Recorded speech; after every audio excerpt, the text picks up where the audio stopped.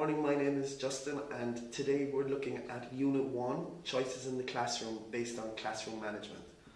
So the first thing we have to think about is what ways do you feel that a teacher manages a class? So looking back at our learner roles from Unit 0, what different things do you think a teacher manages in a classroom? So the teacher does also take on this role of, let's say, a manager. Managing the language being used in the classroom, managing the different seating arrangements in the classroom, managing teacher talking time, managing student talking time. So throughout every EFL, ESL class, a teacher has to be in this role of a manager. And Scrivener defined classroom management as the essential skill of classroom management is to be able to recognize the options available to the teacher, to make appropriate decisions between these options, and to turn them into effective and efficient actions. So they are the three more important words, which are options, decisions, and actions. So in every class, the teacher is keeping these in mind. So what is classroom management? Classroom management is the organizational skills and techniques of a teacher involving different decisions and different actions. The actions could be, for example, what is exactly done in the classroom. For example, rearranging chairs, rearranging seating patterns, splitting up students who are likely to speak in their L1, and putting students together of different levels. Then, the decisions the teacher makes are about whether to do these actions, when to do them, and who will do them. So is it only the teacher who decides where to sit, or who designs the classroom?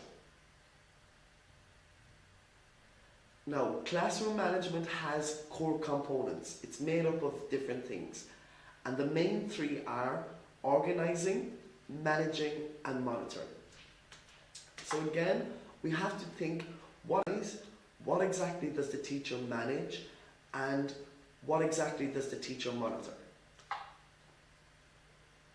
With organizing, the teacher organizes the class throughout the entire lesson, especially at the beginning. And this is when the teacher organizes, focuses, and motivates the students at the lead-in. So a lead-in to a lesson is like, for example, a short activity based first on the task or the learning point that's going to be carried out during the class. This is really important in EFL, ESL, as it helps to awaken the student's English knowledge. For example, the student comes into the classroom after a weekend. Perhaps they have been speaking their first language, Spanish, etc. for the entire weekend, and they're not really thinking in English. So the teacher organizes the beginning of the lesson with an activity that gets the students to actually use the language. I often use or ask the students how their weekend was in the English language, and then they attempt to tell you. This allows the students time to remember relevant vocabulary and relevant grammar structures, as well as encouraging the students' interest and curiosity in the topic of the lesson. So one important thing that the teacher organizes is obviously the seating arrangements. So the teacher organizes seating to suit the activity they're going to do. Is it going to be group work? Is it going to be peer work? Is it going to be individual work? Then the teacher perhaps decides to split up friends who are likely to talk in their L1, their first activity, the first language. So if they feel these students are going to speak their first language rather than English, it's a good idea to separate them. Usually we mix nationalities. So you would have a German student sitting with a Spanish student and so on. Now be careful with that, because it's not always negative, and if it's overused, it's not totally beneficial. Some teachers discourage translation in the classroom, whereas others feel that sometimes it is merited. So if a student cannot think of the word, maybe an L1 translation works well here. Or we often seat students together who can help each other. So again, going back to a weak student with a strong student, They can explain or re-explain the instructions and re-explain the tasks. Another thing we as teachers organize in the class is to organize students into pairs and groups. This must be done with very, very clear, efficient instruction. So again, groups can be made up of strong or weak students, or a mixture depending on the aim of the activity. So maybe if you have a think, how do you think you would divide a class into pairs? Remember, it must be done really clearly, and it must be done quickly, and it must be done efficiently. Okay, so the teacher has to manage different things at different times in the classroom. The first thing the teacher needs to manage and manage well is questioning. How to question the students, how to ask questions and get answers from each student. They need to do this by managing the equal time and random distribution of the questions. We have a method which is to ask first, then look, and then nominate. So the idea is you ask the question first. What is the past simple of the verb to go? Then you look at the class and then you nominate. You say the person's name, for example, Femka. Now the idea is that if you first say the person's name and then ask the question, the rest of the class tend to tune out and not pay attention. Whereas if you ask the question first, all of the class are paying attention and thinking of the question. The next thing that the teacher needs to manage is the amount of teacher talking time versus the amount of student talking time. Now this is very important in a language class. The idea is that the students are using the language as much as possible in the class. Therefore, the student talking time should be always higher than the teacher talking time. So you want the student to use as much of the language as possible in every class. You need to remember that especially in an EFL, ESL classroom, interaction is the most important thing. So the students are learning the language and therefore they need maximum opportunities to use that language.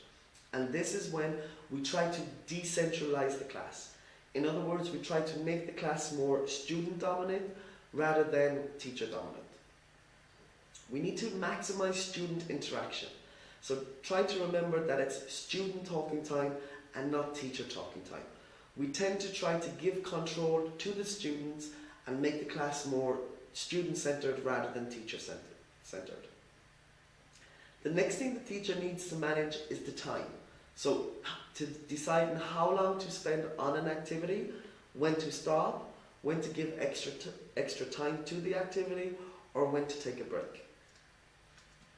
Next, we need to look at what the teacher is monitoring throughout each class. The first thing the teacher needs to monitor is the student's understanding. A good way of doing this is using what we call concept check questions.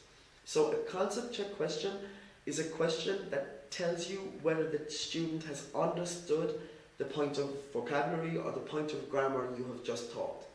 For example, you teach the word fork. After teaching that word, you ask the students, can you wash your face with a fork? If the student says yes, they haven't understood the word fork. If they say no, then they have. The second thing the teacher needs to monitor is the student's behaviour at all times in the class. Next, we need to monitor progress. So is the student progressing from levels? Is the student progressing through the class? And the final thing we need to monitor is students' responses. So how a student responds to questions being asked, how the student responds to using the language in the class. So key tools in classroom management that a teacher uses to be able to manage the actual class are, first of all, eye contact. Eye contact is very, very important. It shows the student that you want a response from them, or it shows the student that you're actually speaking to them. The next key tool is facial expression. Facial expressions are very, very important, especially in lower level classes. For example, when the student is a beginner student, they may not know much vocabulary. And a facial expression to show that the student has made an error is very, very useful. For example, the student says a word, the teacher can give a facial expression to show that the word was incorrect. Another key tool in classroom management is using the students' names. So this kind of personalizes the class and shows the student that the teacher is becoming familiar with each student in the class. Another thing that is key in classroom management is seating and grouping. So how does the teacher seats the actual class itself and how the teacher groups each student. Next one is gestures. Teachers need to use gestures a lot in the class, especially for the lower level classes.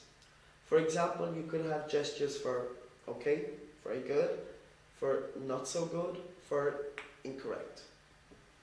Consistency is another good tool in classroom management. The teacher needs to be consistent with their instructions and with their methods of giving instructions. The position of the teacher. The teacher needs to be, for example, standing if they need the attention of the entire class, or sitting if the students are doing pair or group work. Or again, the teacher could be moving around the class while monitoring an activity. So, according to the Teaching Practice Handbook by Gowers et al., there are different techniques used for organising and managing a class. The first one they always look at is eye contact. And why is eye contact so important? Eye contact is considered really important because it gives more of a teacher-controlled lesson. So this is really important at the presentation phase of a class, that the teacher is making eye contact with each student. How can you use eye contact is also important. It's to show that you are controlling the behaviour of the class. Also shows that you see a student wants to participate in interaction, or also to move attention from one student to another. So if you have an over-dominant student who's taking over the class speaking a lot, you move to the next student just based on your eye contact. When we should use eye contact, this is really important. Some stages in the lesson will require eye contact, other stages will not. For example, if you want the students to work on their own at the start of an activity, you don't necessarily use so much eye contact. You can sit down and let the students work away. So also what's really important in the classroom is the use of gesture, and as we said, facial expression, and also mime. You will be called on as a teacher to mime different actions.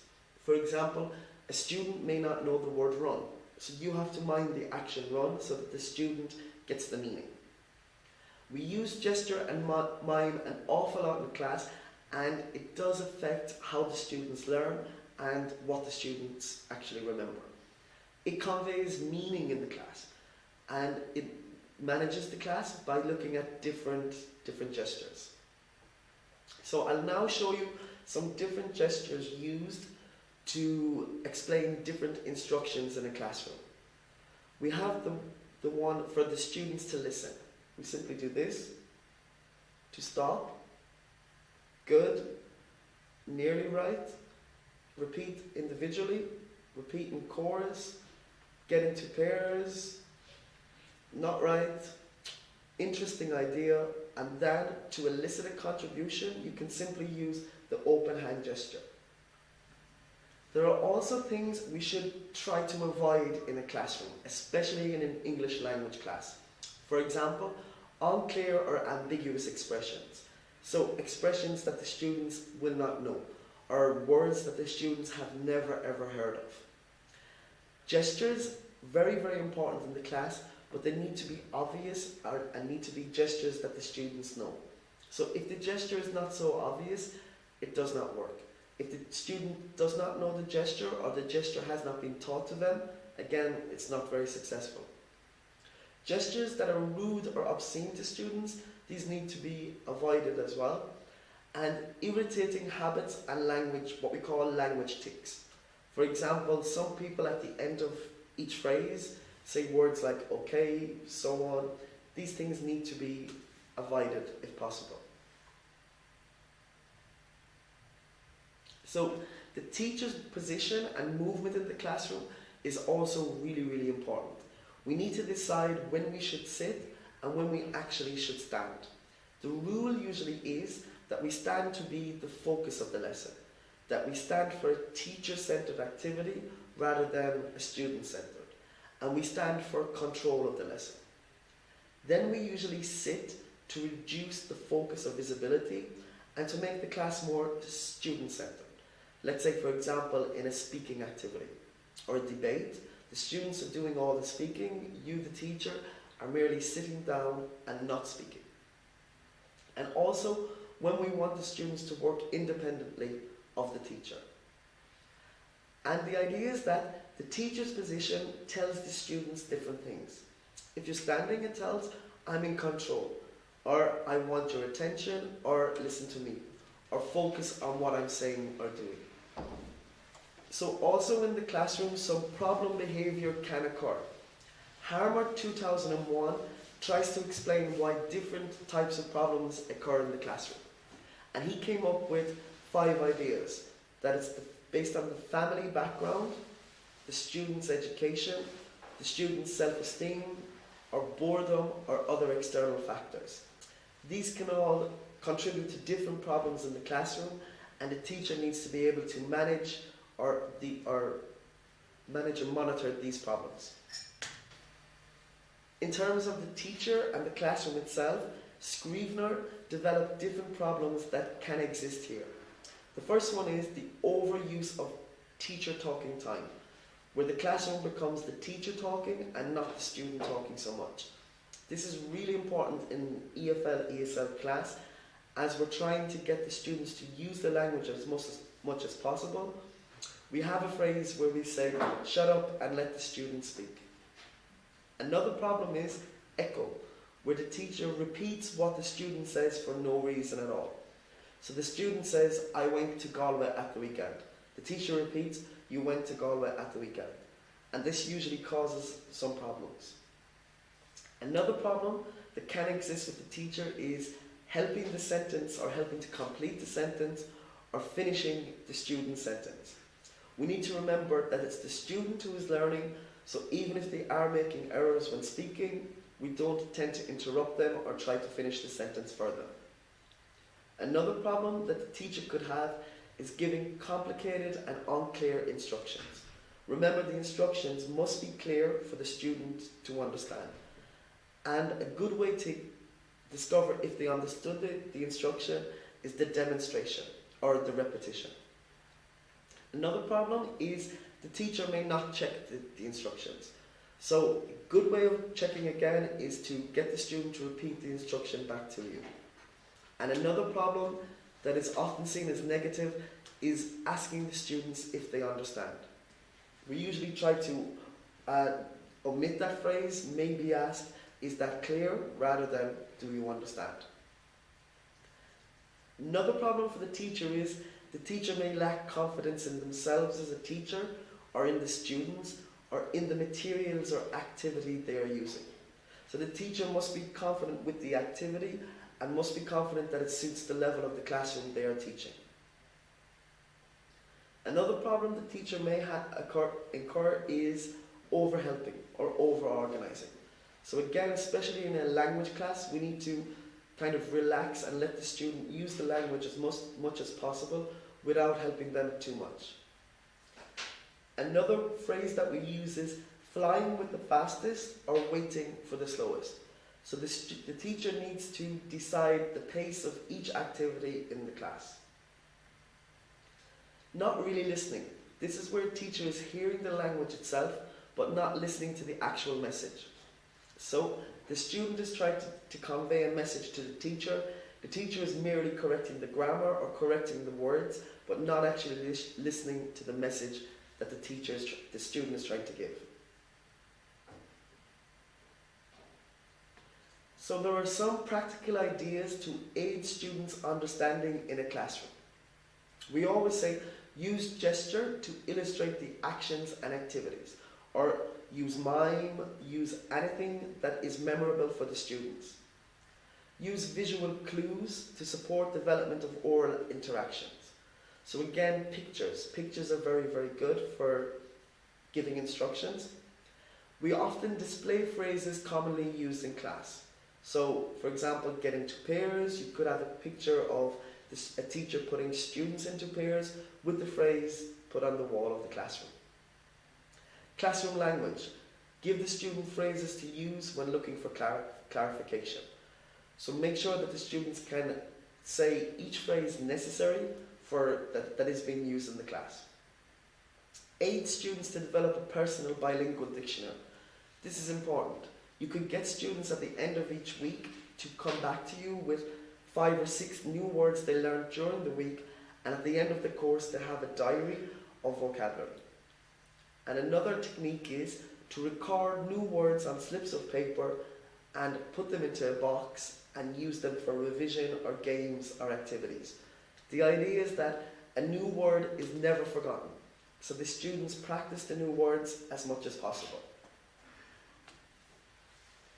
And that concludes Unit 1, Choices in the Classroom, Classroom Management.